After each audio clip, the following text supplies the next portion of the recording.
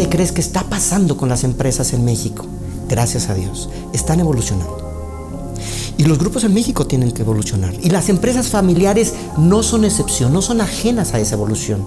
Las empresas familiares necesitan un proceso de institucionalización. El gobierno también lo tiene que entender. Y entonces, ¿qué significa ese proceso de institucionalización para las empresas familiares? Generar reglas.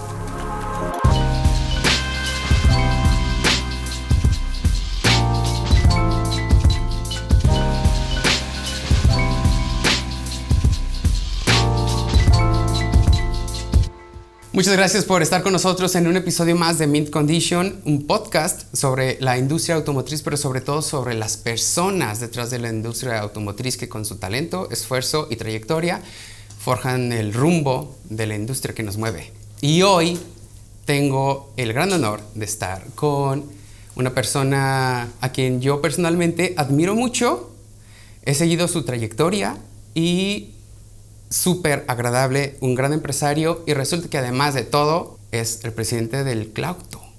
Rolando Alanis, ¿cómo estás? Muchas gracias, Alex, a ti y a todo tu equipo. Muchas gracias por tu invitación. Oye, y estamos aquí para que nos hables de muchos temas que están en el aire, literalmente. Están en el aire. En el aire. En el aire. Inciertos. Sí.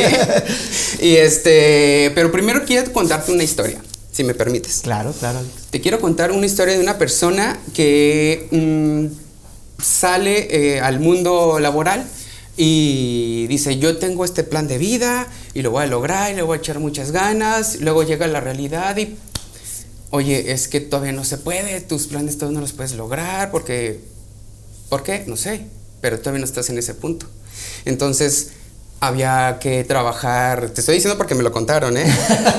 ¿Seguro? Había que trabajar 16 horas en eventos y todo esto, con mucho calor y muchas cosas, incluso con el miedo de estar en zonas donde tú dices, híjole, aquí saliendo me van a robar, me van a asaltar, algo me va a pasar. Pasan los años y resulta que en el mismo trabajo se encuentra con una persona que dice, wow, esa persona, quiero sentarme a platicar con esa persona, pero ¿cómo le voy a hacer? ¿No? Porque pues ya sabes que a veces las personas estamos ocupadas, no quiere decir que no demos el acceso a la charla con alguien más, sino muy importante. Tenemos compartir muchas ocupaciones y no es una cosa de jerarquías ni nada de eso. Pero en resumidas cuentas, esta persona lo logró. No pudo hablar con esa persona que inicialmente le había motivado y con la cual se quería sentar, pero se dio cuenta que hay muchas otras personas, muchas ideas muy valiosas ahí, otra vez en el aire y en el ambiente donde él se desenvolvía. Y resulta que esa persona la tienes ahora enfrente de ti. Entonces, ¿te lo contaron?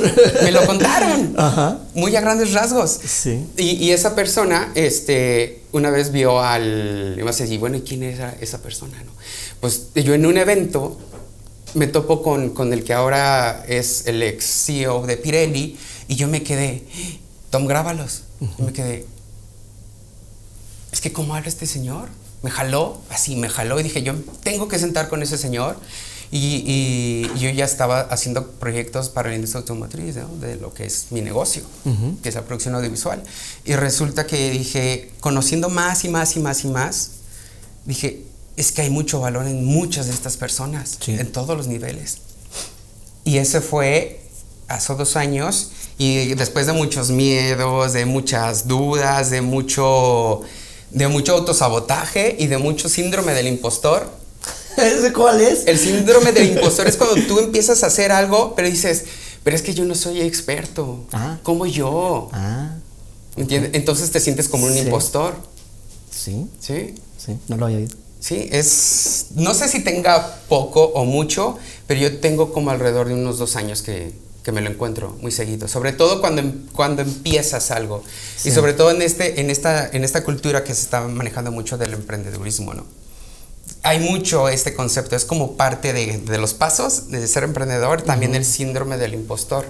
¿Por qué? Porque todo el mundo te va a juzgar. No, tú no eres experto, o sea, tú no le juegues a la empresa, tú no hagas esto, tú no hagas lo otro. Tú nunca te vas a sentar con Rolando Alanís. No, ¿qué te digo? Tú nunca, ¿me entiendes? Ese tipo de cosas.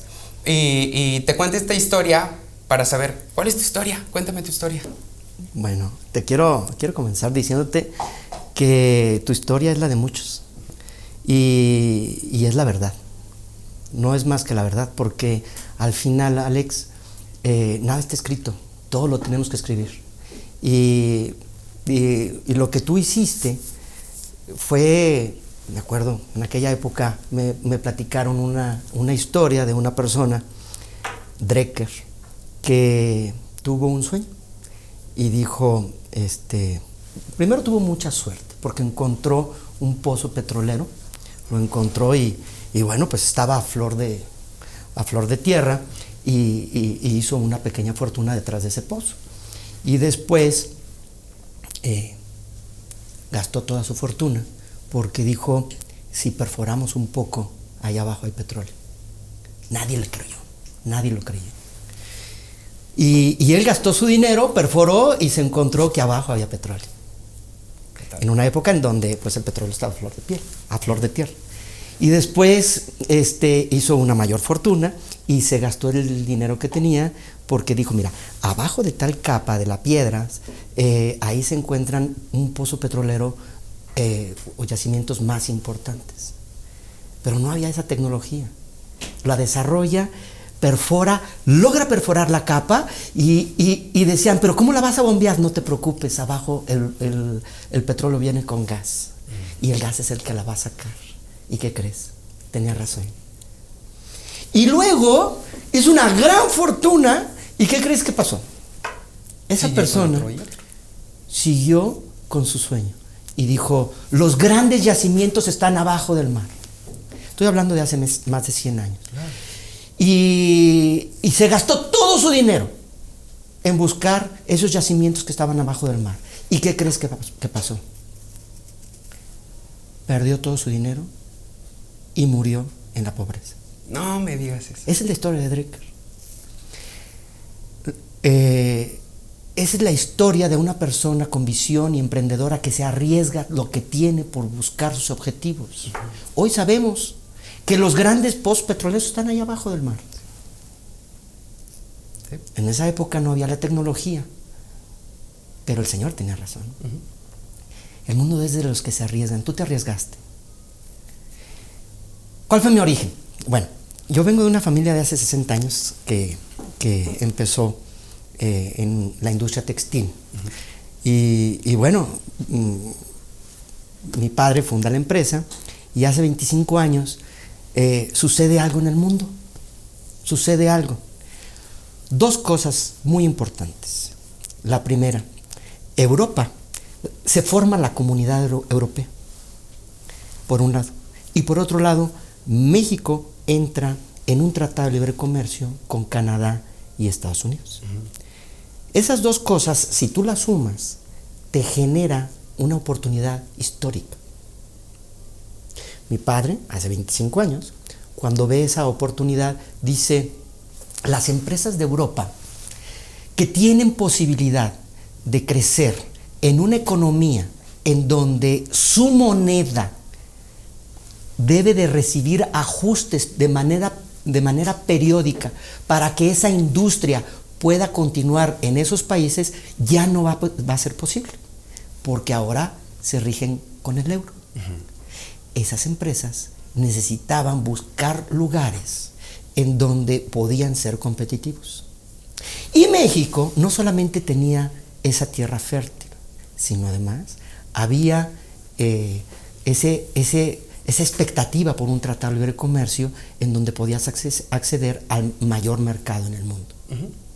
Así pues, él se fue a Europa a buscar socios estratégicos, no para el grupo, bueno, en aquella época pues no existía el Grupo León, claro, para la empresa. Y lo hizo, no solamente decía para la empresa, sino para el Estado, cuando él era presidente de COFOSE. Siendo él presidente de COFOSE, las empresas en Europa buscaban un socio europeo, mexicano. Y no había mucha gente con la cultura de asociarse. No habían roto esa barrera. Cuando mi papá regresa y nos dice, pues, ¿qué creen? Pues les tengo una buena y otra mejor. Que hay muchos que se quieren venir a México y hay muchos que están buscando de socios. Y nosotros, pues, abrimos las puertas. Ese es el origen de Grupo León. Grupo León hace diferentes estrategias. Joint ventures, build to suits, shelters. Palabras en inglés que te puedo decir que muchas veces ni siquiera tenemos claro cuál es el significado. Un joint venture, pues es cuando haces esa sociedad, ¿no? A lo mejor creo que es la palabra que más se ubica. Sí. Pero un BTS es un build to suit, una empresa que lo que quiere es un traje a la medida. Es que le construya su nave con sus especificaciones y no quiere asociarse contigo, pero sí quiere que seas inversionista a través de una renta. De una bodega que ellos son, o con unas instalaciones, quise decir que ellos son los que necesitan. O un shelter en donde lo que necesitan es bueno, ahí hay varias formas de shelter. Hay una de ellas que es la que nosotros ocupamos, que es un soft landing, en donde las empresas llegan y lo que buscan es un socio temporal. Un socio que les ayude desde para conseguir el colegio de sus hijos, desde para que hagan los trámites a través del gobierno, para que se puedan instalar contabilidad, la nómina, reclutamiento, capacitación y temporalmente. ¿Por qué? Pues porque llega un momento en donde dices, ya acabé y bueno, pues, ¿cuánto te debo? Y ya acabamos. Entonces son los diferentes programas que tenemos siempre, todos ellos, son 25 años haciendo esto, y todos ellos principalmente en la industria automotriz. Eso fue lo que nos trajo la industria automotriz, porque decía en un principio, veníamos de una industria de calzado, confección, que pues estaba sufriendo una crisis muy importante, siendo nosotros proveedores de ellos, porque los embistes de países asiáticos, principalmente China, pues no eran menores. Entonces había una crisis tremenda porque pues bajaban el precio y todo era, en lugar de hacer una estrategia, todo era precio, y entonces pues llegó un momento en donde ya no es negocio. Y después, ¿qué sigue? Pues sigue tu historia. No hay manual. Y lo que tú nos acabas de compartir es la historia de todo empresario. No hay manual. Hay que abrirse camino, hay que emprender. Totalmente. Ahora, yo quisiera que me dijeras, ya que hay toda esta infraestructura, ya todo esto, tú bien podrías decir, oye, ¿para qué me voy en rollos de un cargo? Pero aquí estás. Ah, padre pregunta. Pero esa y sobre todo esa muy buena pregunta. Y sobre todo, sí. ¿Por qué haces lo que haces? Ajá, sí. Padre, gracias por preguntar eso. Es bien importante esa pregunta porque se sale de lo normal. Mira, decíamos, venimos de un grupo en donde, bueno, hoy somos 12 empresas, muchas de ellas pertenecen a la familia, muchas de ellas tenemos socios principalmente socios europeos, y franceses, españoles, chilenos, y bueno, fuimos creciendo. En un México se hizo hace 100 años.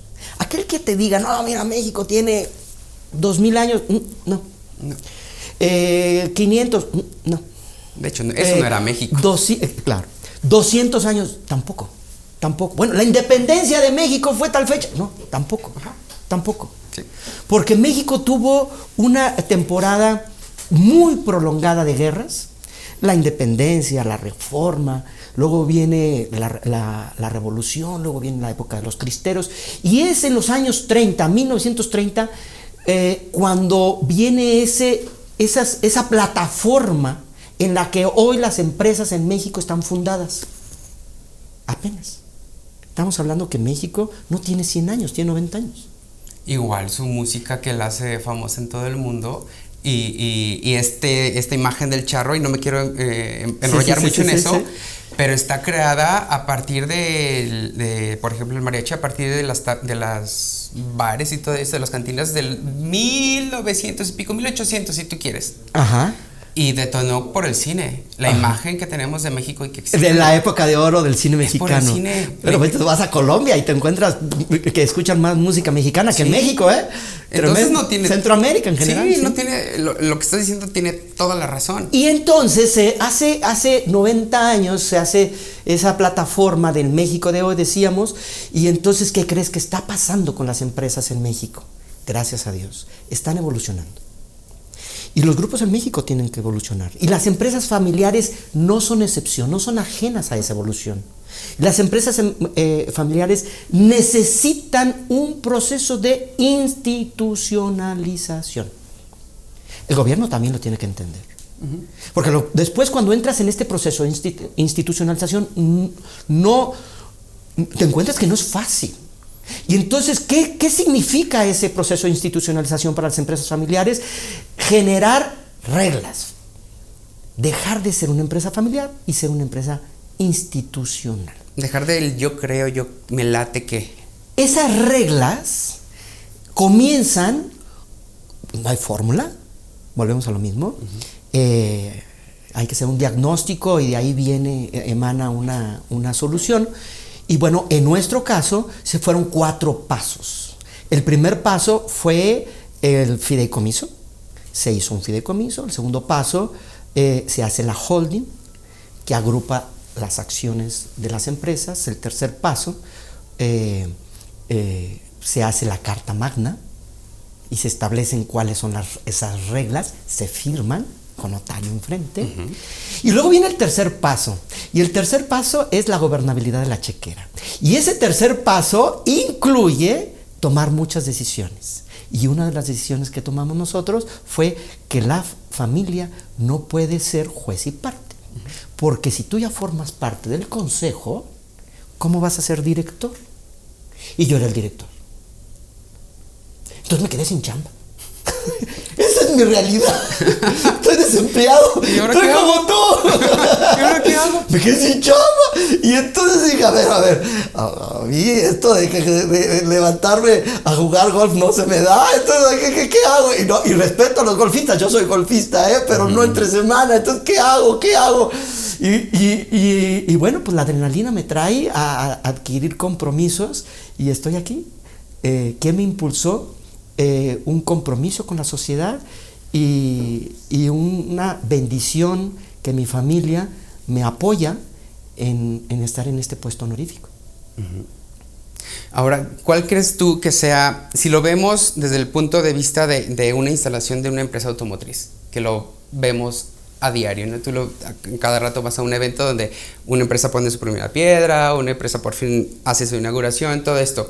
Pero si lo viéramos como ellos lo ven, como una curva, ¿cuál crees que sea la curva que tiene Guanajuato en cuanto a la industria automotriz? Y sin muchos datos, porque a final de cuentas los datos te sirven para 5 segundos, te impresionaste y se te olvida. Al final, la carnita de esos datos es lo que interesa, ¿no? Sí. Yo creo que la industria automotriz es una bendición. Me decías de que no des datos. Es imposible, te los tengo que dar. Y están sabrosos, no te preocupes. Está bien. 25 mil millones de dólares, cuéntalos, no acabas. Es un mundo de dinero. Eso fue lo que se invirtió en este estado de Guanajuato. Y entonces llegó Carlos Medina, porque platiqué con el exgobernador Carlos Medina, y le dije, Carlos, ¿tú sabías lo que estabas haciendo? Y decía, sabía que era tan importante, Rolando, nunca imaginé, me contestó, el impacto que iba a ser para la economía del estado. Mira, tengo que ser honesto. Te lo juro. Sí. Siento adrenalina. Imagínate, Carlos me lo dijo. Y entonces, ¿cuánto invertiste? 800 millones de dólares. Virgen Santísima, llegó Vicente Fox y ¿qué crees que hizo? Puso el doble. 1,500. O sea, todos los empresarios dijimos, ¿qué está pasando? ¿Qué está pasando? Luego llegó Romero Hicks y puso 3,000 millones de dólares. Le duplicó. Lo duplicó. Y luego la cifra histórica. Llegó Juan Manuel Oliva. $5,000 millones. No, inigualable. ¿Cuándo te imaginarías de que en el estado de Guanajuato iban a invertir en infraestructura, en traer esas 4 armadoras que hoy tenemos, más las otras 2 que aunque no arman, tienen presencia en la fabricación de motores, en el caso de Volkswagen, transmisiones en el caso de Ford? ¿Y qué crees que sucedió? Miguel Márquez. $10,000 millones. No, es que fue casi exponencial. Fue exponencial. Fue exponencial. Sí. Transformó la vida de todos. Transformó tu vida, transformó Sí. la vida, transformó la vida de los presentes. Eso fue lo que sucedió.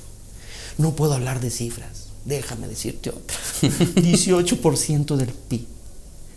188,000 empleos. 188,000 familias viviendo de esto. Estuve platicando con el director presidente de Toyota, y te voy a platicar 2 de esas. Estuvo buenísimo. A ver. Y nos dice la primera, se la cambié porque platicando ahí le digo, ¿por qué Guanajuato? Digo, porque lo lógico es de que me preguntaran ¿por qué Guanajuato? No es lo mismo, ya estás aquí, ahora, ¿por qué Guanajuato? Y me dice, Rolando, no hay en Latinoamérica ningún lugar que te ofrezca lo que ofrece Guanajuato. 250 proveedores. Tier 1, inversión extranjera, más de 400 en la línea de suministro, más de 3,000 en el estado de manera indirecta. No hay en Latinoamérica completa. Guanajuato es el mejor lugar que te ofrece. Y acabamos de estar con Mazda, y estuvo el presidente mundial, Sí. Una reunión, no sé si estuviste, Alex. Estuviste. Sí. Ay, nos compartió una escena padrísima. No sé, yo me puse el chinito. Lo del video. El video. No, ¿Te sí. acuerdas? Sí. ¿Te acuerdas? ¿Qué barbaridad ese video? Cuando voltea y dice la adversidad más grande que Honda haya jamás tenido. Perdón, dije Honda, Mazda jamás haya tenido en una historia de 100 años, sin lugar a duda, fue cuando cayó la bomba atómica. Les recuerdo que en Nagasaki, Hiroshima, es la sede de Mazda. Uh-huh. Y dice, nos tomó 4 meses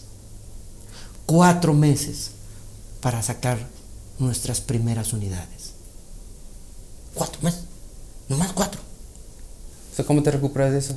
Mucha gente todavía no se recupera del temblor. No. Exactamente. Y dijiste Honda, pero no te equivocaste. Pues igual le pasó a Toyota y también se recuperó de lo mismo. Claro. O sea, como país, claro, se recuperaron así. Oye, hace 2 semanas estuve con los japoneses de JICA. ¿Ubicas quién es JICA? Ay, yo sí no. Sí, la Asociación de Cooperación Internacional Japonesa. Sí. Ya. Hace 4 meses, hace 2 semanas estuve con ellos. Y pues nos venían, ¿qué crees? A traer un chequecito de $1 millón. Y entonces, oiga, pues yo voy. Pues a ver qué. No habrá. ¿Cómo? Pues vamos a ver de qué se trata. Era una empresa, Canapaje, lo digo como lo dicen ellos, Canapaje, uh-huh. Canapage, que como se traduciría o como se pronunciaría. Y me encantó la historia de JICA.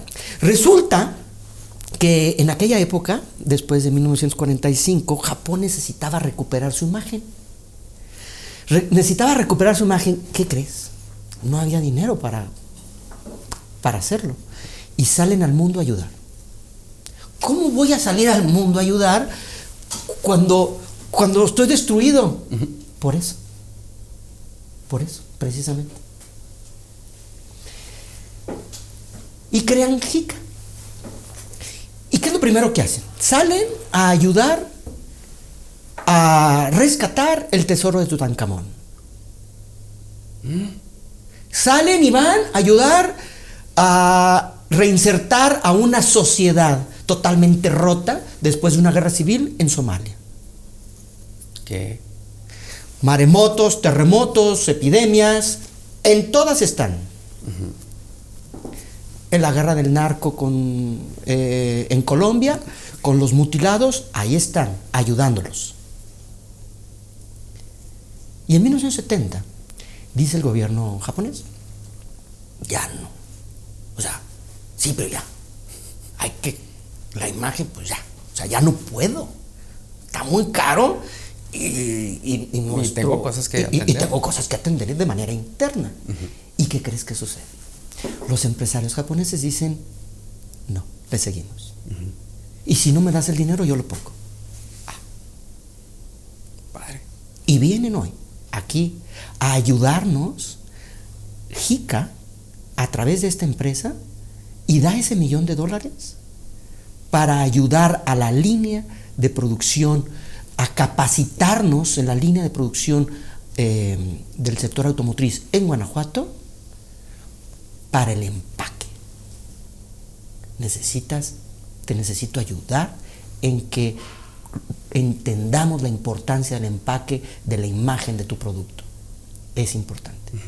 Y vienen y dan ese dinero en capacitación para nosotros, generando empleos para nosotros. El estado de Guanajuato, y estos temas, y podemos seguir extendiendo, tiene el 37% de la inversión de nuestro estado en la industria automotriz es japonesa. Guanajuato está en deuda con Japón. Y está en deuda con los alemanes, porque los alemanes tienen su propio método. Que también es muy efectivo. Claro, los alemanes tienen la formación dual que adoptamos y que ha impactado a muchas personas en capacitar a nivel internacional y a nivel local con metodologías de gran impacto. Los americanos han invertido mucho dinero también con nosotros. Son la tercera inversión en la industria automotriz aquí en el estado. Sí. Primero es Japón, segundo es Alemania, tercero es Estados Unidos y cuarto España. Y acabas de tocar un punto dentro de todo esto, que es justamente las crisis. Las crisis te obligan sí o sí a que pienses diferente. ¿Por qué? ¿Sí? Porque la situación no es normal. Y las crisis, y lo estamos viviendo en este momento, también traen algo positivo. Por ejemplo, nada más como un ejemplo. Ahorita todo este asunto viral que está en el mundo, resulta que a las personas con bodegas, las personas con capacidad de almacenamiento y con visión, se están viendo beneficiadas porque tienen que contener todo esto. Todos esos materiales que están ahí, ¿qué hacemos con esto? No tengo espacio, búscate una bodega. Y es un nicho que se está abriendo. O sea, hay ventajas. Hay posibilidad de la crisis que no sea totalmente negativo, sacarle lo positivo. Ajá. Mira, hay 28 parques industriales en el estado de Guanajuato, hablando del tema de infraestructura, que antes de que llegara la industria automotriz, pues los parques industriales aquí pues eran totalmente diferente perfil. Ahorita estamos en el parque más importante aquí en Puerto Interior, en Silao, más importante en Latinoamérica, sin lugar a duda. Tienes tu aeropuerto al lado, tienes tu aduana al lado, tienes tu tren, tienes la 45, que es la carretera más transitada, tienes infraestructura de primer mundo, tienes una universidad, tienes hospitales, están haciendo el nuevo, tienes la clínica, están haciendo el nuevo hospital, tienes las guarderías de primer mundo. Sí. Puerto Interior, yo creo que, pero y además hay otro, ya lo mencioné, hay 28 en el estado. Sin lugar a duda, yo creo que la infraestructura es uno de los grandes beneficiados, pero también hay más, servicios, restaurantes, hoteles. Se han abierto más hoteles históricamente en el estado de Guanajuato, restaurantes, nunca te imaginarías que te pudiera comer tan sabroso, sí, a donde fueras. Hay oferta. Claro. Sí. Y a final de cuentas, esto es mucho a raíz de eso, ¿no? De subir, sí, ver la ola, subirte a la ola, y tal vez no la agarraste desde el principio, pero encontrar la manera de poderte subir en el momento adecuado. Mira, ajá.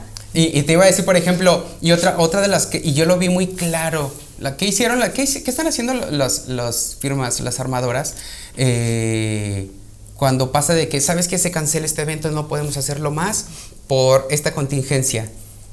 Están haciendo algo que la verdad yo no lo hubiera pensado y me pareció muy interesante, que es están lanzando las novedades en transmisiones en vivo y están padrísimas. A ver, platícame. Vi el de Mercedes, creo que vi el de Mercedes, su modelo, el que querían cacarear en el salón el de Ginebra.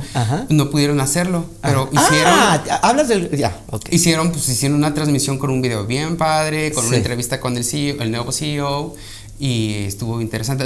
Tal vez no lo hubieran hecho si no hubiera pasado esta otra situación. A eso me refiero con que las crisis te obligan sí o sí a pensar de una manera diferente. Hay dos crisis ahorita que nos tienen de cabeza. La crisis del coronavirus está cambiando todo el esquema global, pero hay otra crisis muy importante que es el cambio climático. El cambio climático, Alex, está dándole un nuevo rostro a la industria automotriz a nivel mundial. Hay dos posturas en el cambio climático. La primera postura es precisamente y bueno, creo que todo el mundo la comparte, es el tema de la emisión de CO2 y lo que está sucediendo con el mundo. Pero luego hay otro que dice que la emisión de CO2 está ligada al desarrollo de la humanidad. Te voy a poner un ejemplo. ¿Cuál es el país que más contamina en el mundo? O lo voy a decir de otra manera. ¿Cuál es el país que más CO2 genera a la atmósfera? China.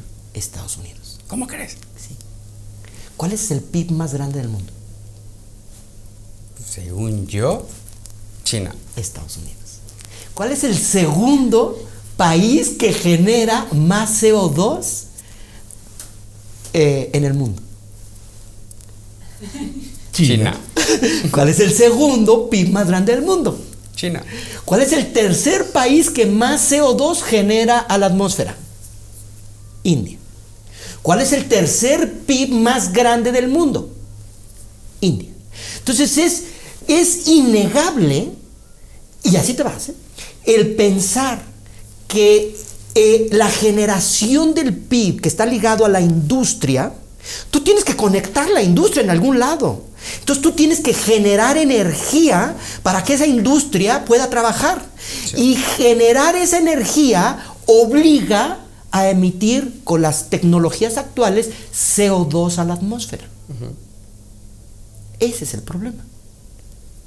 Que tú no puedes, en un 85%, la generación de energía está ligada a la quema de combustible fósil, carbón, gas y petróleo.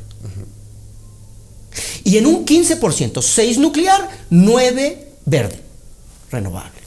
Todas las que les quieras poner, las demás. Y luego dices tú, bueno, las nucleares, vamos, bueno, no dices tú, ¿verdad, mi Alex? No te, a lo mejor ni dices. No, pero fíjate que sí, ese es un tema que me parece muy apasionante. Sí, claro. Lo he buscado mucho. Claro. Incluso sigo un podcast de Siemens y otro de Ørsted. Están sacando un podcast justamente sobre las tecnologías y el cambio climático. Pues mira, te platico la historia, hago un paréntesis del cambio climático, te platico una historia de Siemens. El dueño, el papá de Siemens, ¿sí? Se hace Siemens en una adversidad cuando eran 14 hermanos. Y 14 hermanos, él era el mayor, y pues necesitaba de alguna manera el señor, porque muere el papá, muere la mamá, mantener a sus hermanos. Entonces se mete a la artillería en esa en esa Prusia de la época de hace finales del siglo XIX. Y entonces, él estando de artillero, empieza a imaginarse qué sucede sustituir esa pólvora por imanes. Y entonces inventa un motor, el motor eléctrico. Y el origen del motor eléctrico es la adversidad de una persona, como inició esta plática, en donde tiene que irse de artillero al ejército de la antigua Prusia para mantener a sus hermanos. No hay opción, huir para adelante. Ese es el inicio de Siemens. Regreso al cambio climático. bueno, nada más un detalle con el tema del coche eléctrico. Algo que yo no sabía era que el coche eléctrico se inventó antes que el coche de combustión interna, y al final la gana la carrera el coche de combustión interna. Sí, ha habido muchos esfuerzos desde hace más de 100 años en generarlo. Claro, y hoy estamos así ya de poderlo lograr. Pero bueno, regresando entonces al tema del cambio climático, que es lo que es todo lo detona. Entonces, lo que sucede es de que se ponen dos opciones, ¿no? Perdón, te estaba diciendo la nuclear. Entonces dicen, pero la nuclear se puede decir, espérame, quita Francia. Francia genera su energía con energía nuclear. Nada más de que hay un detalle. El tema de seguridad. Es peligrosísimo. O sea, que los gobiernos hoy se refugien o tengan esa tecnología para generar una energía que lamentablemente puede ser también utilizada para otros fines bélicos, no se puede permitir. No se puede permitir. Entonces el problema climático, lo que los detractores dicen es que tenemos un problema, que yo estoy de acuerdo contigo, nomás un detalle: le damos en la torre al modelo económico mundial. La espina dorsal del modelo económico mundial, ¿sí?, es el petróleo. Entonces, el problema innegable, legítimo del cambio climático, lo estás llevando a un problema, a menos que se den las alternativas viables, a un problema de salud, de seguridad, hambrunas, educación, que son la columna de una sociedad. Total. Entonces, decía Nell, la teoría de Nell la conocemos, hay tiempos de maximizar las ganancias, hay tiempos de minimizar las pérdidas. Hoy este es un problema que se tiene que enfrentar minimizando las pérdidas. Yo creo, Alex, y te lo pregunto, tú y yo estamos a favor de salvar y de heredar un mundo mejor, ¿o no? Claro. Pero te pregunto, ¿llegamos aquí en un coche eléctrico? No, desgraciadamente y llegamos en un coche de combustión interna.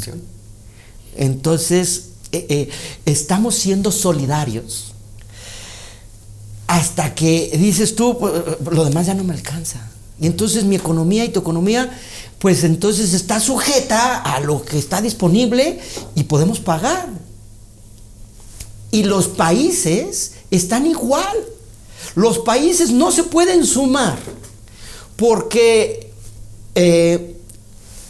la estructura económica de cada país se pone en riesgo. Y entonces ahora sí vas a ver las grandes oportunidades que tenemos para Guanajuato. Porque, ¿qué crees?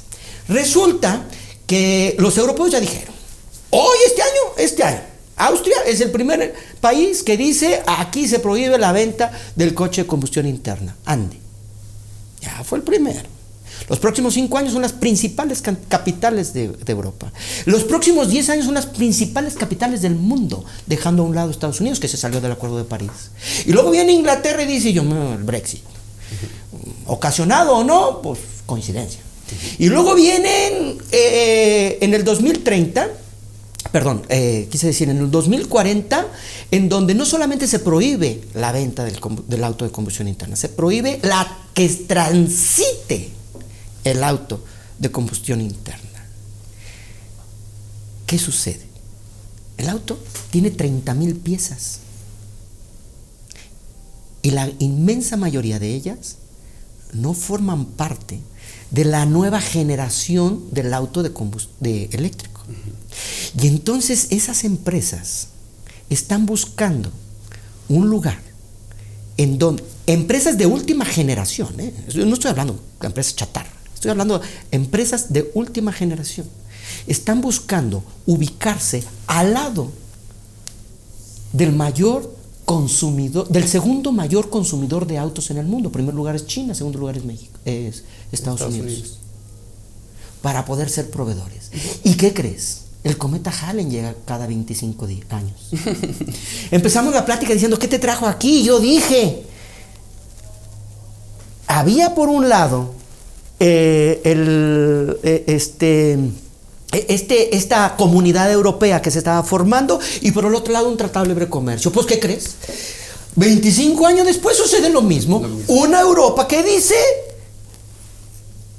vamos hacia un lado. Un Estados Unidos que dice, voy hacia otro. Y un México que hace un acuerdo de libre comercio o una ratificación, sí, con sus retos, que si quieres también te platico. Y que México es la opción de esas empresas para venirse a instalar aquí. ¿Y te acuerdas del comentario que te acabo de hacer? ¿Cuál es el lugar más idóneo para instalarse? Sí, claro. De la industria automotriz. Guanajuato. Estamos en el lugar adecuado, en el momento adecuado. Una bendición. Es que es una gran coyuntura. Sí. Una gran coyuntura. El mundo está cambiando. Y por ejemplo, ya me emocioné. No, es que es realmente emocionante. Dale, es que si no te emociona, es que quiere decir que no estás viendo como dicen, la imagen completa. Sí. ¿No? Sí. Porque por ejemplo, yo no soy un gran conocedor de autos, yo no sé de modelos, pero me encanta la industria. Sí. Porque la veo, porque llego ahí, por ejemplo, tengo el chance de trabajar y meterme a Pirelli y oler el caucho. Padre, ¿verdad? Es padrísimo. Padrísimo. Y una empresa modelo, Pirelli, una empresa modelo. Claro, ¿no? Sí, Está hermoso. Sí. O muchas otras empresas en las que tengo el chance de entrar. Muchas de ellas. Y tú ves y dices, bueno, ¿esto es un hospital o no? ¿Verdad? ¿Cómo un taller puede ser tan limpio? Claro que el taller yo creo que está más limpio, ¿sí?, que mi recámara.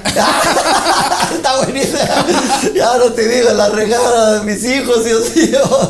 Oye, ya los ventilé, pobrecitos. Oye, déjame decirte sobre lo apasionante de la industria automotriz, que decías, no sé de autos. Déjame platicarte del reto que hay de esa movilidad, porque esto ya no es industria automotriz. Esto ya es movilidad, Alex. Mira, si tú me dices el coche eléctrico y el coche de combustión interna, pues lo definimos como, ¿cómo le llamas tú a esto? Se le conoce como un celular, pero al final de cuentas es una computadora hecha y derecha. Tú y yo lo definimos como nuestro teléfono celular. ¿Qué porcentaje del tiempo lo utilizas como teléfono? 2%. Es tu herramienta de trabajo, sí, es tu GPS, es tu agenda, para chismear, para trabajar, para divertirte, para todo. Bueno, el coche es lo mismo, le llamamos coche eléctrico. No es coche eléctrico, no lo es. Es un smartphone con 4 ruedas. Sí. Eso es lo que viene. Sí. Se llama movilidad. Y te platico, mira, la movilidad son 4 etapas, ¿verdad? Bueno, antes de platicarte eso, te platico el monte Toyota en su Woven City, a las faldas del monte Fuji, está haciendo una ciudad de 2,000 habitantes. La ciudad Toyota, claro. La ciudad Toyota. Que también hay el plan de que también quieren hacerla por acá, ¿no? No, pues en todo el mundo es la réplica, es la ciudad modelo. Es decir, tú haces una para ver cómo funciona y ya después harás las demás. Bueno, entonces, esa ciudad se está planeando para hacer una opción de movilidad. ¿Y cuál es la opción de movilidad? Mira, la primera parte son unos robots chiquitos, ¿sí?, en donde van los paquetes. La segunda parte es un camioncito que no tiene nada que ver con lo que tú y yo le llamamos coche. Dije, es un smartphone con 4 ruedas. Es un camioncito que ahorita te platico por qué tiene que ser de esa manera. Y entonces ese camioncito va y se inserta en un nodo. Y el camioncito obviamente tiene tres ingredientes fundamentales de la movilidad. Es eléctrico, por un lado, es autónomo y es compartido. Y luego viene y se va al nodo, decíamos, y arriba del nodo está el dron. Si tú vas a 50 kilómetros más lejano, entonces el dron te lleva a otro nodo, en donde tú vas a tomar el camioncito. Obviamente tú no manejaste el dron, tiene los 3 ingredientes que mencionamos, y ese camioncito te lleva a tu destino. Y el robot chiquito de los paquetes es para que haga exactamente la misma ruta, pero sin ti. Es decir, tú mandas el paquete a la puerta, a su destino, puerta a puerta. ¿Sí? Bueno, decíamos, ¿por qué esos camioncitos así molotitos así como que medio curiosos, poco ergonómicos, aerodinámicos. Y la razón es muy simple. Primera, ¿por qué tu coche es aerodinámico? Porque necesitas tener menos resistencia, más eficiente al aire. Oye, espérame, yo ya no voy en coche. Si voy a ir en la carretera, voy en dron. Y si voy en la ciudad, no voy a ir a 120, 130 kilómetros por hora. Entonces, la resistencia al aire pasa en un segundo término. Yo prefiero un camioncito poco ergonómico, poco aerodinámico, porque ese camioncito me va a generar una solución de un problema que yo no tenía. ¿Y cuál es el problema que yo no tenía? Pues que ahora no tengo nada que hacer. Porque mira, si no voy a manejar y voy a ir de tal a tal lado, pues voy a estar de ocioso. Y entonces ese camioncito va a ser tu oficina. Y si eres estudiante, es tu salón de clases. Y si quieres sacar ese posgrado que no tienes tiempo para sacarlo, pues ahora vas a tener. Porque en los 30 minutos diarios le vas a poner para conectarte, y es tu salón de clases. Y si eres doctor, es tu consultorio. El tiempo que tú estás invirtiendo en manejar, ahora lo vas a invertir en desarrollo personal. Sí. Por eso son de esa manera. Y hay dos modelos. Dije, la ciudad Toyota, que tiene 3 niveles. El primer nivel es la logística, segundo las áreas comunes y sociales, y el tercer nivel la parte íntima. Hay lugares, ciudades que no pueden ser. Por ejemplo, ¿qué? ¿Me vas a decir que vas a tirar un París para poner todo aquello que te acabo de platicar? Pues claro que no. Entonces lo tienes que adaptar. Y lo primero que vas a hacer es sacar los coches. Y en las calles poner parques. Eso es lo primero que vas a hacer. Y por eso tiene que ser compartido. Porque el 90% de tu coche está estacionado. El mío también. Y no hay manera de compartirlo. ¿Sí?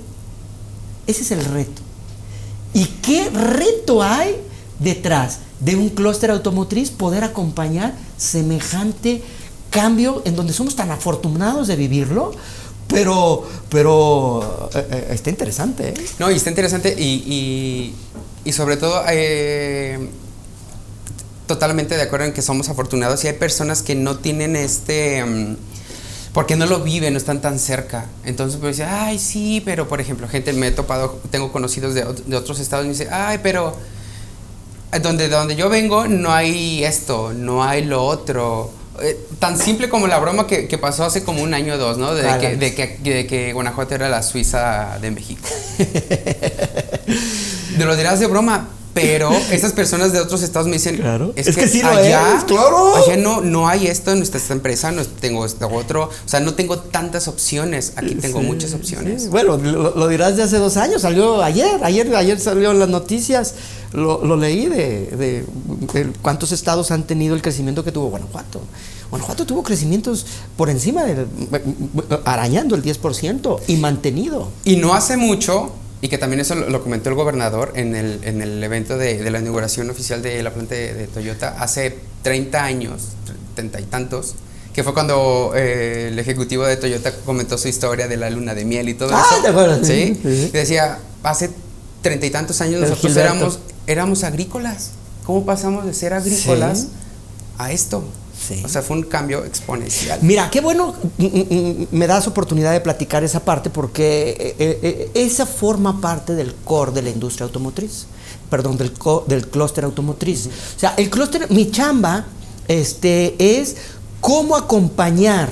Primero tenemos 6 mesas, ¿sí? Y una de esas mesas es precisamente cómo lograr que la industria local se sume a esta oportunidad.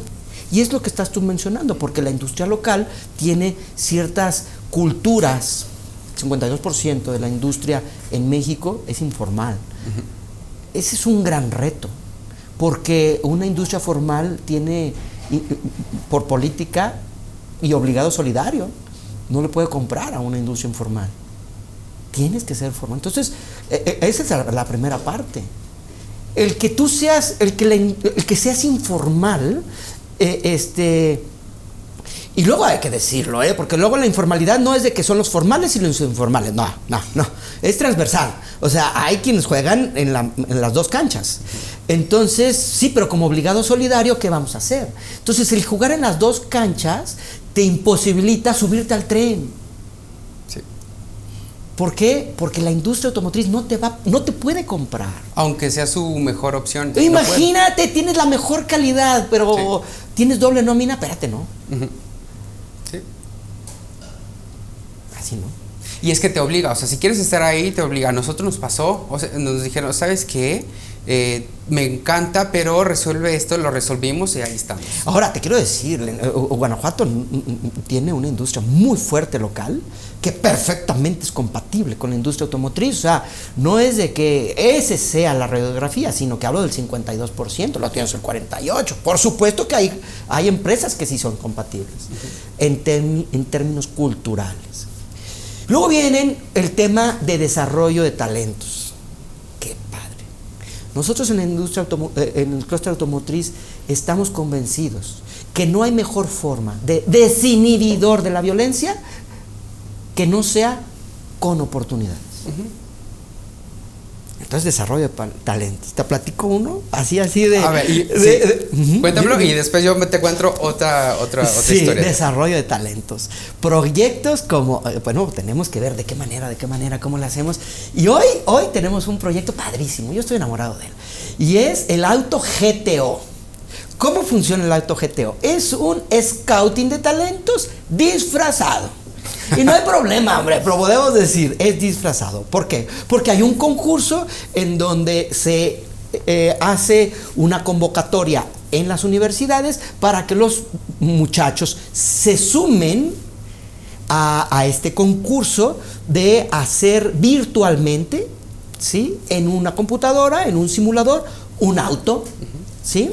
Un auto que tendrá que tener ciertas especificaciones. Bueno, durante este trayecto, el estudiante va a recibir una capacitación que la industria automotriz, junto con el gobierno del estado, te va a estar dando. Y tú vas a estar haciendo propuestas. Y si esas propuestas son viables, entonces pasas a una segunda etapa. Uh-huh. Y si no son viables, pues discúlpame, esto es concurso, Entonces se acabó y te felicidades y hay que echarle más ganas personal, y chico. Para la siguiente. Uh-huh. Gracias por la participación, pero te necesitamos, hay que proponer. Y entonces, segunda etapa, y esa segunda etapa a una tercera, y esa tercera llegan los finalistas, ¿no? Y los finalistas, y entonces durante todo esto están los sinodales, está el gobierno a través de los YECAS dando esas capacitaciones, los sinodales que no son otras personas que los técnicos de innovación de cada una de las empresas Tier 1 y OEMs del estado de Guanajuato, viendo quién es el que le echa ganas, y al final, ¿qué crees que va a pasar? ¿Hay un ganador? No, ¿si lo van a construir? Por supuesto. No, bueno, ojalá. ¿No? Yo ya estaba así de... Es música para mis oídos el que lo pudiéramos construir. Hay un ganador. Uh-huh. Pero realmente, lo que hubo atrás del concurso fue un scouting. Que aunque hayas perdido, yo te quiero en mi línea de producción. O sea, ¿le echaste esas ganas a esto? Por supuesto que te necesito en mi línea de producción. Es un scouting de talentos. Uh-huh. Y entonces las empresas, los muchachos, claro, pues al final pues hay un premio, pero realmente hay solo ganadores. Total. Porque los sinodales van a ir con sus áreas de recursos humanos a decir, oye, que me contratas a este no me lo dejas así. Sí, totalmente. Ahora, por ejemplo, este es uno de los casos. Se me estaba olvidando. Entonces, en este podcast resulta que ya saldrá. No nada más hacemos como invitamos a gente del área automotriz, es nuestro core, pero también invitamos, por ejemplo, a gente que tiene mucha injerencia y que su actividad tiene mucho que ver y va a tener mucho que ver. Entonces, por ejemplo, invitamos a una chica que estaba muy metida con el rollo de la tecnología y sobre todo con esta parte STEM, pero orientada hacia las niñas. Entonces estaba muy movida esta chica y creo que también ya está teniendo acercamientos y todo esto con muchas organizaciones, y ojalá que lo veas ya cuando salga. Está súper interesante. Sí, me dices para... Sí, está claro, súper claro, me interesante. mandas la liga, claro. Y ligado a esto quiero que me cuentes 3 historias. Ahora tú me vas a contar 3 historias. A ver, en las cuales... Ya le conté muchas. No, pero esta es tuya. A ver, tuyas. Dime. En donde tú me digas una historia de éxito, una historia de éxito que tú digas, esta siempre la atesoro porque me costó por 1000 cosas. Una historia de un fracaso, pero que le sacaste una enseñanza. Y una tercera que era un fracaso inminente, pero se le sacó la vuelta. Bueno, Alex, pues yo, ¿qué te puedo decir? Soy una persona agradecida con Dios, con la vida, pero no puedo contar otra historia de éxito que no haya sido mi familia. Uh-huh. Mi familia. O sea, mi esposa, el hecho de que tenga esta bendición, no tengo otra. Mi motor son ellos. Uh-huh. Y estoy muy agradecido con mi esposa Elsa y con mis 3 hijos, que se llaman Elsa, Rolando y Karen. Esa es la que yo podría decir, mi historia de éxito no tiene comparación. Es esa. Fracaso, fíjate que en la vida tendrás muchos intentos, muchos aprendizajes. Y por supuesto que he tenido osos que dices tú, ay Dios mío, ¿cómo te metiste en eso? Y luego ya no sabes ni cómo salirte, mano. Sí los hay. Proyectos que tienes que cerrar, que invertiste, y no es el dinero, yo te diría principalmente la ilusión que hay atrás. Porque cuando cierras un negocio, lo que hay atrás es una desilusión. En alguna ocasión me dijeron, en la vida hay 3 formas de pagar los errores. La más barata es con dinero. Y luego viene una que tienes que pagar con tu vida. Tiempo. Con tu vida. Y otra que te cuesta pagar durante toda tu vida. Entonces, gracias a Dios, esas adversidades, esos fracasos, ahorita te lo platico, pues se traducen en experiencia. Nos fuimos en 1994, estoy hablando 19 de diciembre de 1994, amanecimos todos en México con la noticia de la devaluación. Y entonces, pues nos juntamos todos ahí en el jardín de la casa de mi papá y dando ideas. Yo en aquella época me iba a casar y bueno, para opinar, mi idea fue poner una sucursal en Brasil. Y entonces pues me fui de luna de miel, me casé y yo feliz de la vida. En plena devaluación yo andaba de viaje, bailando samba, viviendo, exactamente. No fue a Brasil, me fui a otro lado. Y yo feliz de la vida, ¿no? Regreso y mi papá ya me tenía mis boletos aquí. Te vas a Brasil a vivir. Eso estaba tan equivocado. Y luego, claro, pues las empresas en México no pagaban. Ajá.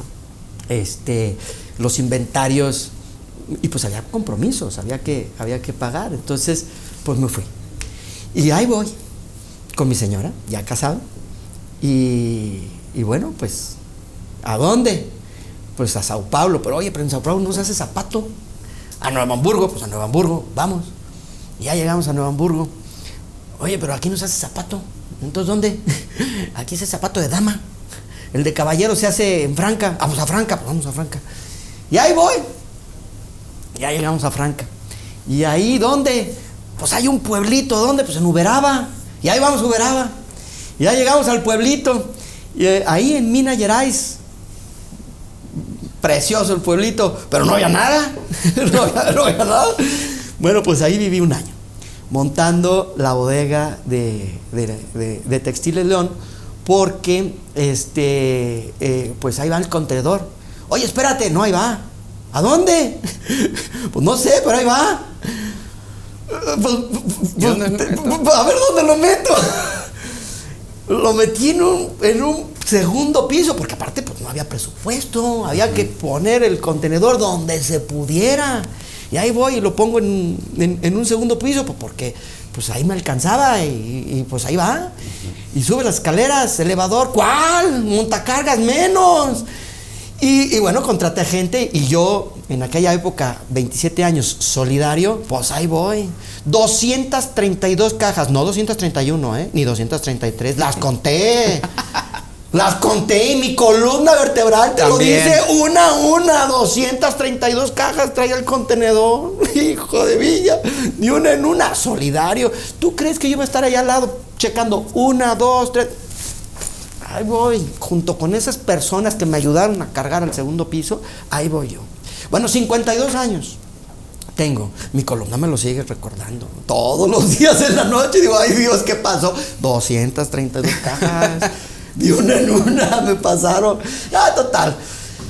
Que llegó el contenedor y ¿y qué crees? Ahí va el otro.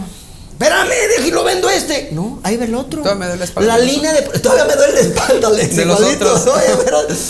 A vender, y entonces yo llegaba obligado a vender, y llegaban señores, y además como el gallito desplumado, pero que no se me note, sin que se me note, derechito, y a vender cada uno de los contenedores, y ahí venía el otro, y ahí venía el otro, y ahí venía el otro. Más de 30 contenedores. Hubo una ilusión detrás de esa empresa enorme. Cometió un error. Vino la devaluación. En Brasil. Sí. Como entramos, salimos. ¿Por qué? Porque ya no era negocio vender en un país en donde, pues, ahora ellos se habían devaluado. Ellos también tuvieron su 19 de diciembre de 1994. Y después de 30 y más contenedores, tuve que ir a Brasil a cerrar el negocio. ¿Qué fue lo que más me dolió?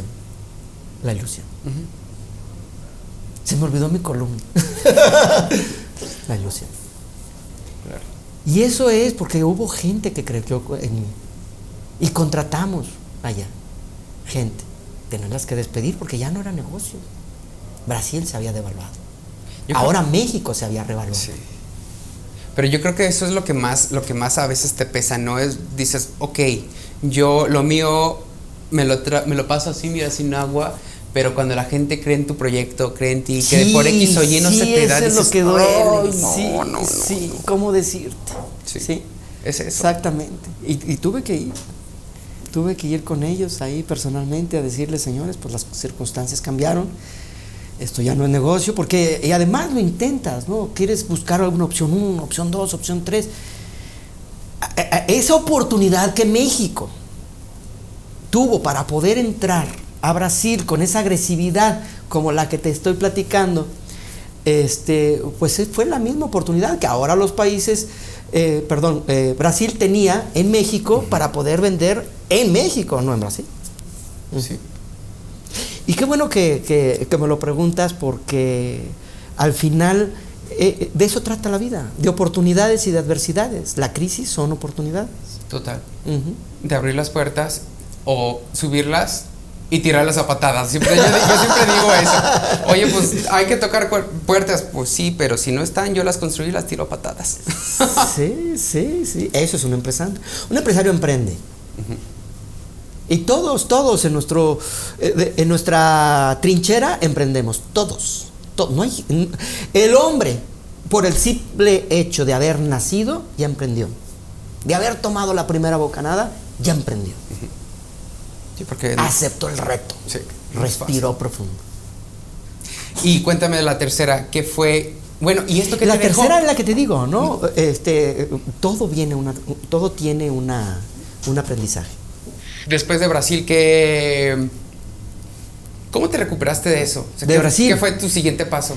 Bueno, claro, hoy cerramos Brasil, abrimos Colombia. Al que le tocó ahora fue a mi sobrino. Al hijo de mi hermana fue a abrir espacio, y la trinchera que hicimos en Sudamérica fue a través de Colombia, con unos socios en Colombia que me encantarían que escuchen este podcast, porque son una bendición, son a todo dar. Colombia es México, créemelo. Llegas ahí, es Guadalajara, es Monterrey, esto es mi pueblo. La empatía que hay entre el mexicano y el colombiano es tremenda. Sí. Y bueno, y además con la fortuna de haber encontrado que mi sobrino haya tenido esa visión para echarle el ojo a gente tan fina, pues, ¿qué te puedo decir? Entonces, ¿cuál es el desenlace de Brasil? Pues que la cambiamos a Colombia. ¿Y cuál es la realidad? Un éxito. Colombia, pues, va en caballo de hacienda en una sociedad que vamos creciendo y que hoy estamos ampliando ya en presencia, pues, con 7 distribuidoras en la zona. Wow. Felicidades por eso. Oye, pero cuéntame, por ejemplo, ¿cuáles son los retos que vienen para el clúster en el corto y el mediano plazo? Porque aparentemente todo está bonito, está la luna de miel. ¡No, hombre, qué bonito! Bueno, la palabra no es esa, adverso, ¿verdad? Adverso, sí. Con retos, sí. Y está la infraestructura y todo está bien y muy bien, todos tenemos seguridad de que esto está caminando, pero no todo queda ahí, hay mucho trabajo que hacer. No, mira, son 6 mesas, dijimos, y la primera mesa obedece a un tema de seguridad. Es una mesa, le llamamos seguridad patrimonial. Y esa mesa, yo creo que hay 2 mesas muy sensibles, que las 6 son importantes, pero esas 2 mesas son muy sensibles con los temas actuales, el tema de seguridad y el tema de paz laboral.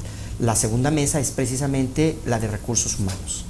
Y luego vienen las otras 4 mesas, temas de desarrollo de proveedores, compras, la mesa de innovación y cadena de suministro. Son las otras 4 mesas. Cada uno tiene su propio proyecto.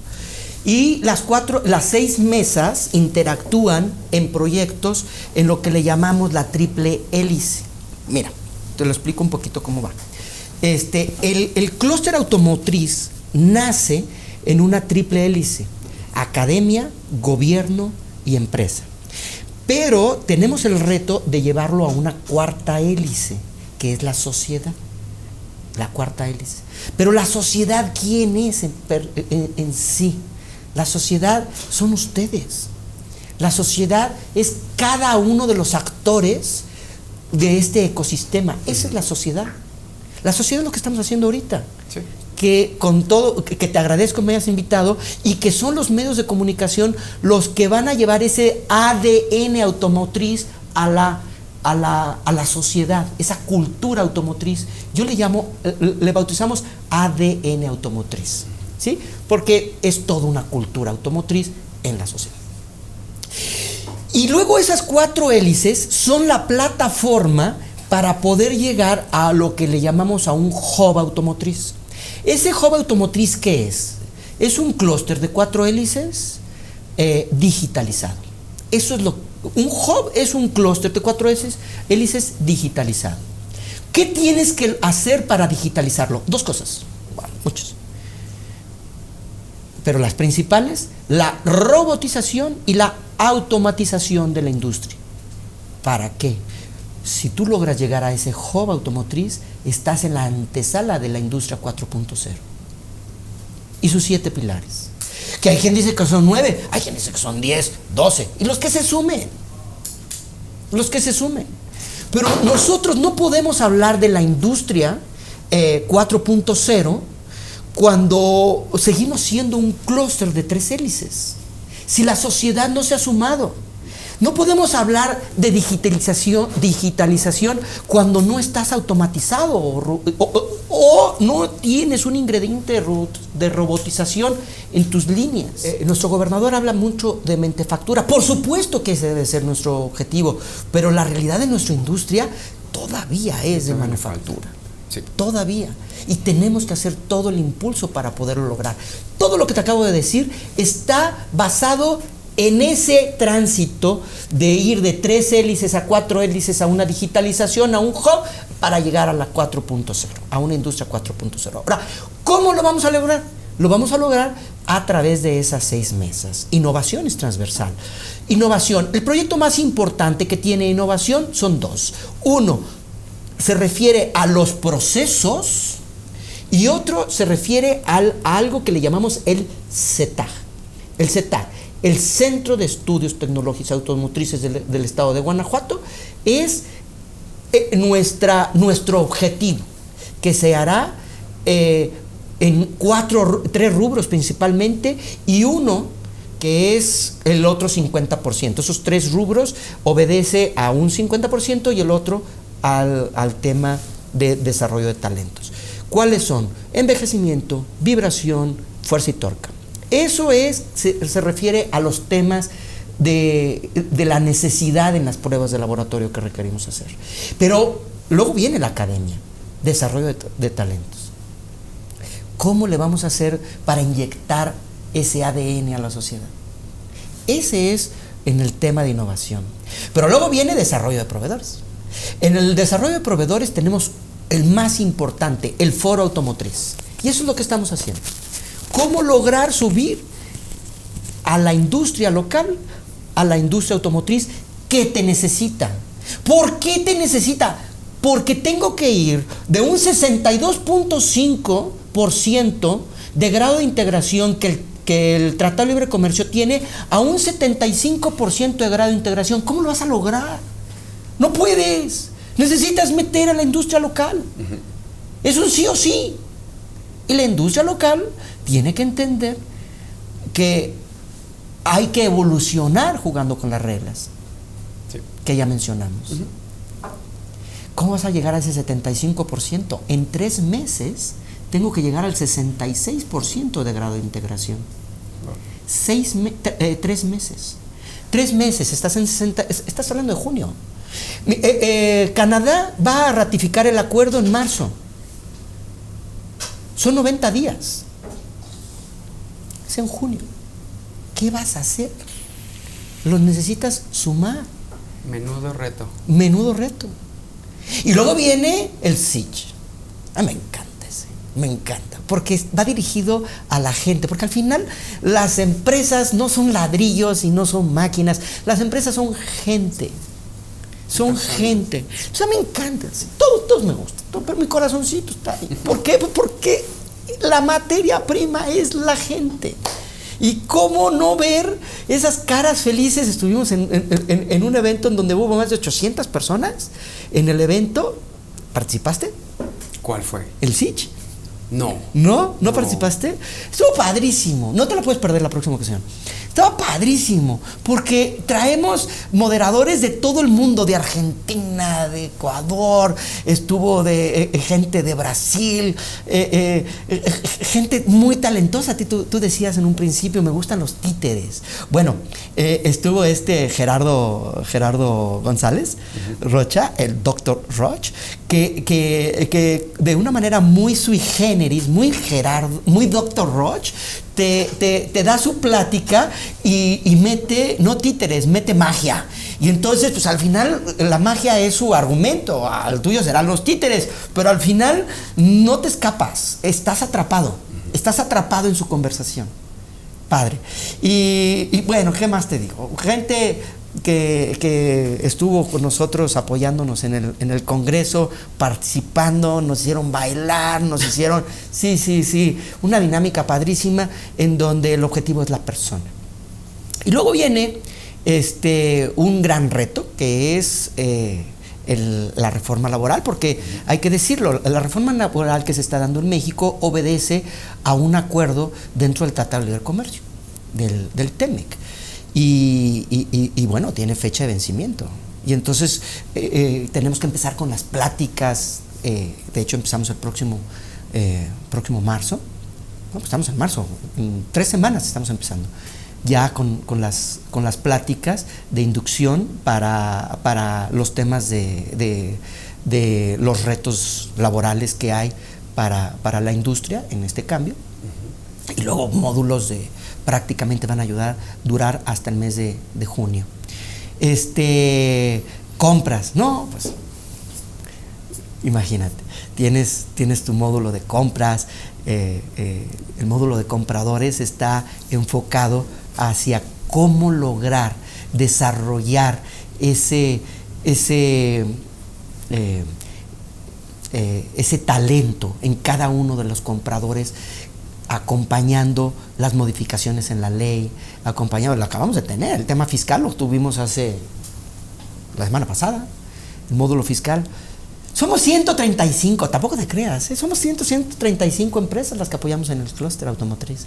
Y entonces nos juntamos, hacemos esas dinámicas y cada una se va sumando y solventamos los gastos de manera comunitaria. Claro. Sí, porque de otra manera, ¿dónde? Tendríamos que hacerlo de manera particular. Sí, no, imagínate, y es un esfuerzo que está padre, pero luego, o sea, esto no se mueve con pepitas. No, palomitas, ¿verdad? No, oye, sí. Pero regresándome nada más un poquitito al punto, y este es el gran objetivo de este proyecto, por ejemplo, es conocer a estas personas. O sea, ajá, ¿quiénes son las que mueven todo esto? ¿Quiénes son? Porque una empresa no son las 200,000, lo que sea de extensión de tus instalaciones de techo construido, ni la maquinaria y todo eso. A final de cuentas son las personas. Sí. ¿Para qué quieres ya un robot? Mira, ¿quieres que te defina a las personas que están detrás de estas empresas? A ver. ¿Te la platico? Ajá. Gente que se atrevió a equivocarse. Gente que no le dio pena. Uh-huh. Gente que aceptó que era vulnerable y que tenía errores. Y que se animó de todos modos. Con los errores. De eso está hecho el clúster automotriz. Gente que fracasó y se levantó. No son medusas, no tienen 2 cabezas, tienen 8 brazos, no. Por eso Son gente que se atreve. Sí. Y es gente que yo admiro mucho, porque pertenecen a una generación en donde te sorprendes, porque hay de los dos. Y entonces ves a esa generación que son emprendedores de la época de mi papá, y empresas de 100 años, de una época cuando nace el auto, pero luego vienen esas empresas que las transforman. Te platico, mira, por ejemplo, Audi se alía con Silvercar, y luego General Motors se alía con Cruise, y así, se van aliando, cada empresa se va aliando con un startup. Y entonces tienes esa mezcla. Y al final tienes a un tipo que reconoce que su origen fue precisamente ese. Y como fue creciendo la empresa, fue perdiendo esa capacidad de innovación. Y entonces se va a aliar con una empresa que le va a dar esa juventud a través de un startup. Y la mezcla hacen que la nueva empresa de 100 años sea joven. Sí, se rejuvenezca. Incluso esto se está viendo en piso, en muchas empresas, en donde ya los equipos, deja tú ya lo interdisciplinario, se están metiendo, cada equipo debe tener una persona mayor de 50 años, una persona de 30 y pico y un... Claro, un ecosistema, sí. A ver, platícame, ¿y luego? Pues yo lo he estado viendo en empresas, por ejemplo, Pirelli lo está implementando y muchos otros lo están implementando. ¿Por qué? Porque están viendo que Ni el está joven. Padre, está padre. Sí, pero ni el o joven. sea, pero por política. Por política. Por política el departamento tiene que tener un ecosistema de juventud. Qué padre. ¿Y luego? Muchas empresas ¿No lo lo había escuchado? están empleando y apenas muchos lo están piloteando, pero están viendo grandes cambios porque la persona de 50 años que dice, tal vez dice o cree que dicen, es que yo ya estoy de salida, es que yo ya no encajo, tal vez yo no conozco la computadora, no conozco el programa, pero tengo toda esta experiencia, tengo todo este bagaje y se va a complementar con el chavo de, oye, ¿cómo se hace esto? Se hace así. Alex, ¿tú sabes lo que es un catalizador? En cosa automotriz, perfectamente no lo sé, pero entiendo el concepto. Sí. Cuando tú estás juntando el elemento A y el elemento B y simplemente no hay una reacción, a menos que le pongas ese catalizador, y entonces hace una explosión. Bueno, la experiencia y la juventud, cuando le agregas ese catalizador, hace una explosión. ¿Y es lo que me estás diciendo? Totalmente. Sí. Ahora, quiero que me cuentes, por ejemplo, cuál es con todas estas como pequeñas bombas de emoción y ves una cosa y estás en otra y se está trabajando tantas cosas, ¿cómo mantenerse inspirado? ¿Cómo mantenerse vigente y mantener esa chispa? No, bueno, pues la gente te inspira, Tú llegas y te meten una revolcada un día y al otro día te meten 2 inyecciones de adrenalina que se te olvida la revolcada. Pues sí sucede y ya eso ha pasado. Es un puesto en donde no hay momento que no sean, que los disfrutes cada uno. Así como estoy disfrutando esta conversación. Muy a gusto. ¿Sí? La verdad es que yo también, es más, ni siquiera siento que es una entrevista, la verdad es que estamos charlando de lo más normal y la verdad es que me lo estoy pasando muy bien. Sí, no, muchas gracias. Y por último, quiero que me cuentes cuál crees para ti en lo personal que ha sido la mejor inversión que has hecho en los últimos 2 años. No, los últimos 2 años. O en uno. En mi vida ya lo mencionamos. No tengo ninguna duda que es mi familia. No tengo ninguna duda. No hay una inversión económica. No tiene que ser económica. No hay, no existe. Sí. No existe. La mejor inversión que pude haber hecho en mi vida fue mi familia. Haber escogido a esa maravillosa esposa y que me haya dado esos maravillosos hijos. No tengo otro motor. Y el apoyo, obviamente, de mi familia, en donde de manera chusca te lo dije, me quedo desempleado, pero realmente no estoy desempleado, no vayas a pensar. Es una forma chusca de decir, tengo tiempo y ese tiempo lo voy a invertir en eso que te da y te genera pasión. Y es la industria, porque tú bien dijiste, si las preguntas van enfocadas a modelos de autos, etcétera, pues te voy a quedar debiendo. Lo mío no es ello. Lo mío, más bien, lo que me apasiona es la estrategia que hay detrás del reto. Eso. Sí. Eso es el gran objetivo de este proyecto, por ejemplo. Sí. Y eso es lo que me llena. Eso es lo que me llena. Y por eso te platico y te comparto todo a ti, a la gente que nos vaya a hacer favor de escucharnos, que equivócate. No te dé miedo, equivócate. Sea un Drecker. ¿Verdad? Encuéntralo y sigue y otra vez. Levántate. Sí. ¿Cuántas veces te has tenido que levantar después de un tropezón? Todos los días, mi Alex, todos los días. No, tú crees de que, bueno, hay días evidentemente que no hay adversidades, pero todos los días hay algún tema que te incomoda, alguna noticia que dices, chin, mano, ¿cómo es posible? Hoy hay un tema que nos tiene que hacer reflexionar a todos como sociedad. Hoy la mujer levanta la mano y dice, oigan.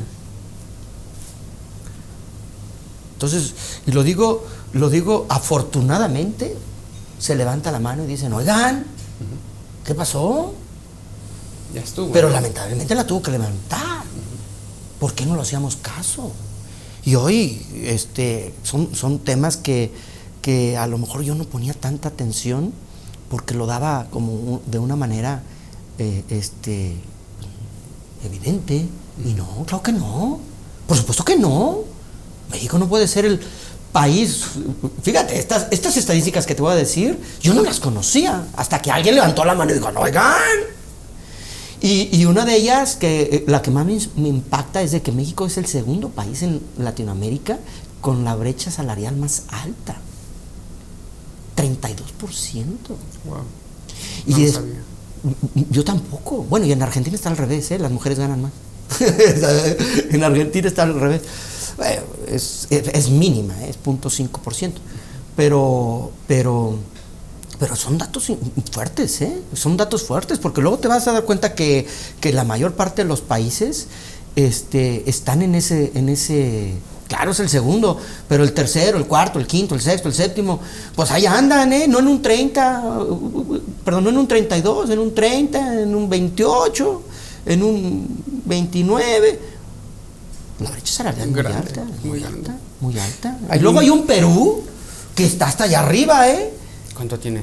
Perú está en segundo lugar. Perú está prácticamente en cero. Su brecha es mínima, su brecha salarial. No es negativa como la de. Bueno, negativa lo hablo cuando ahora es positiva. O sea, la mujer gana más que el hombre, en el caso de Argentina. Pero está prácticamente en cero, ligeramente a favor del hombre. Pero cero. O sea, sí se puede, Claro. Por supuesto que se puede. Sabes que en este podcast entrevistamos a una ingeniera que nos contó cosas como de siempre que ella llega a una empresa tiene que pasar por la etapa de ¿por qué la contrataron? ¿Qué tiene de especial? ¿Cómo crees? Sí. Por justamente, crees? por el rollo de que es ingeniero. Pero eso ingeniero. Ingeniero. Mi señora también. Es ingeniera y dice, ya lo sé, ya sé que ese es como este es el guión, ya me la sé, pero cada vez es menos. Pero lo que a mí me impactó es cuando en la primera fase tengo que justificar, tengo que demostrar, tengo que hacer para que todo el mundo baje la guardia y después puedo trabajar. ¿Te imaginas eso, vivirlo a diario? Y es que como hombre, por muy consciente que seas de las cosas, no eres tan consciente como cuando las vives. Claro que no. Tuvo que suceder lamentablemente, repito, esto para tomar conciencia. Sí. Y decirte los datos que te estoy diciendo. Obviamente lo sabes, pero nunca te sientas a reflexionarlo. Y traemos todo gracias a Dios, una inmensa mayoría que se está solidarizando. Totalmente. Sí. Y era tiempo de ¿verdad? levantar la mano, porque se le levantó mucho la mano Sí. a la mujer, ¿no? Sí. Y bueno, para ir cerrando, porque tienes cosas muy importantes que Vamos hacer. a ir con el gobernador. Hoy tiene su segundo informe. Sí. Sí. Entonces quiero que hagamos un juego. ¿Cómo vamos? ¿En tiempo? Una Alcanzamos. un Vamos jueguito bien. rápido de respuesta rápida, y si es necesario me dices tú por qué, ¿ok? Ándale. Muy bien. ¿Talento innato o disciplina? Talento. ¿Proactividad o planificación? Planificación. ¿Apegarse al plan o improvisación? Improvisación. ¿Por qué me haces esto? No, es que si puedo interrumpir o quieres Sí. Es que el tema de la improvisación siempre es un ingrediente indispensable, y sobre todo en nuestra cultura. En la industria automotriz hay que seguir el manual, por eso me reía. Perdón. No, para nada. ¿Riesgo calculado o resolución rápida de problemas? Riesgo calculado. ¿Especialización o conocimiento general? Especialización. Muy bien. Y por último, ¿excelencia o perfección? Excelencia. Muy bien. La verdad es que en esto no hay respuesta. No hay respuestas. No hay respuestas correctas. Simplemente es cómo ves tú las cosas, ¿no? Sí. Porque puedes llegar a un gran resultado mediante la improvisación. Pero la improvisación con los límites, porque eso es la improvisación. La improvisación es de aquí a aquí tengo de trabajo. Sí. Y en esto me muevo para llegar acá. Sí. No es... Sí, lo que pasa es que cuando me lo estabas preguntando, yo me estaba poniendo con la cachucha de industria automotriz. Uh-huh. Y por eso entraba en un conflicto, porque lamentablemente o afortunadamente la industria automotriz es una industria de manual, que hay que seguir el manual. No, pero para llegar a ese manual... La vida es la astucia que hay para encontrar soluciones en una improvisación, porque la vida no está escrita. Y si me daste el manual, qué aburrido. La vida no está escrita. Simplemente hay que agarrarla como así viene. Y disfrútala. Sí. La vida es la única carrera en donde la meta no está al final. Uh-huh. Está padre eso. Nunca lo había escuchado. Está muy interesante eso. Sí. Y este podcast se llama Mint Condition. ¿Has escuchado tú alguna vez esto? Me lo pasó Maritere. ¿Sí? Felicidades. No, me encantó. La idea está padrísima. Te decía, yo creo que hoy por hoy, bueno, hace un momento lo platicamos, ¿no? Como la importancia de las redes sociales, la importancia de estas nuevas herramientas y que vayamos evolucionando a estas nuevas iniciativas de jóvenes como tú. Muchísimas gracias. Gracias por participar y gracias por darnos un poquito de tu tiempo, que sabemos que estás muy ocupado. Gracias por la invitación. Y quiero que tú me digas, porque Mint Condition es cuando Mint es la palabra como se denomina la casa de moneda. Por ejemplo, si tú eres un... claro, sí. Si tú eres un coleccionista... Donde acuña, ¿no? Donde acuña la moneda. Sí. Entonces, por ejemplo, si tú eres un coleccionista y dices que la moneda está en mint condition, o sea que está como recién salidita, no está en su estado más excelente o perfecto, por así decirlo, ¿no? Sí. Si eres coleccionista de algo y es algo muy viejo y está en perfecto estado o está en excelente estado, se le denomina esta mint condition. Ajá.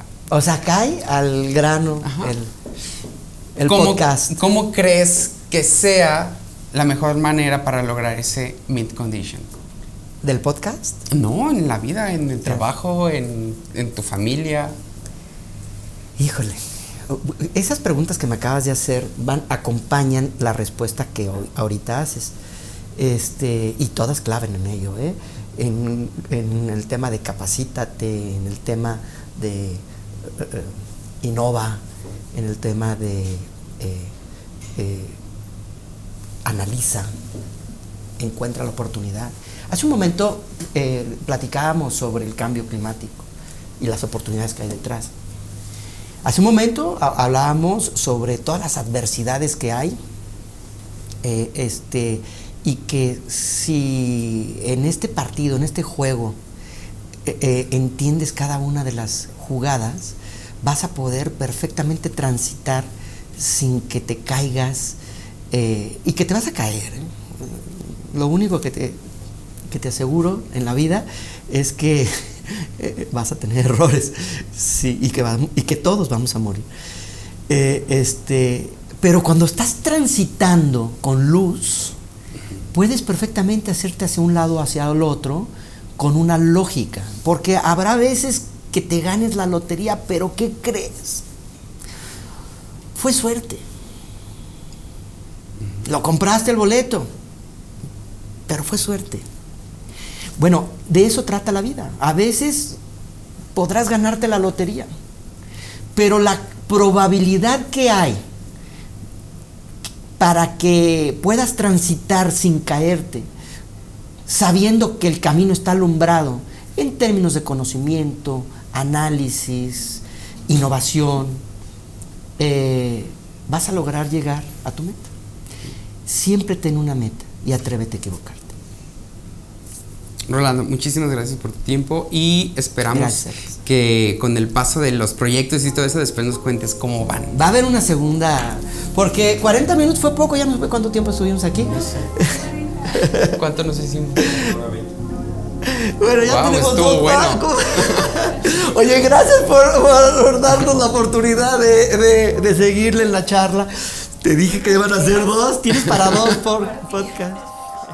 Muchas gracias por habernos acompañado y muchas gracias por sus comentarios desde el primer episodio, el segundo y ahora este tercero. Esperemos que sigamos teniendo tan buenos comentarios como hasta ahora. Hay gente que nos ha contactado de diversas maneras y estamos muy agradecidos por todas las palabras, las sugerencias. De repente hay personas que me dicen, oye, estaría bien que invites a esta persona, es interesante. Incluso algunas de las entrevistas que vienen por ahí, vienen por una invitación, por una sugerencia de, oye, creo que esta persona sería muy interesante que te sentaras a charlar con ella, y efectivamente fue muy interesante charlar con esas personas. Entonces, no tengo más que agradecerles. Vienen muchas más cosas. Tuvimos ahí un bachecito, nada que ver con temas sanitarios, nada que ver, nadie se enfermó, todo el mundo estamos bien. Más bien estuvimos haciendo unos reajustes internos. Cosas tan simples como un cambio de sistema operativo, por ejemplo, se complicó un poco más. Cambiamos de Mac a PC. Yo sé, suena extraño en estos tiempos, pero ya era insostenible la situación con las Mac. No me voy a enrollar en este tipo de temas porque no es el objetivo, pero también somos bastante geeks. Y esperemos que la contingencia no nos afecte más de lo que ya nos haya afectado. A todos pedirnos paciencia, pedirnos mucha comprensión, mucha apertura, sobre todo, mucha apertura.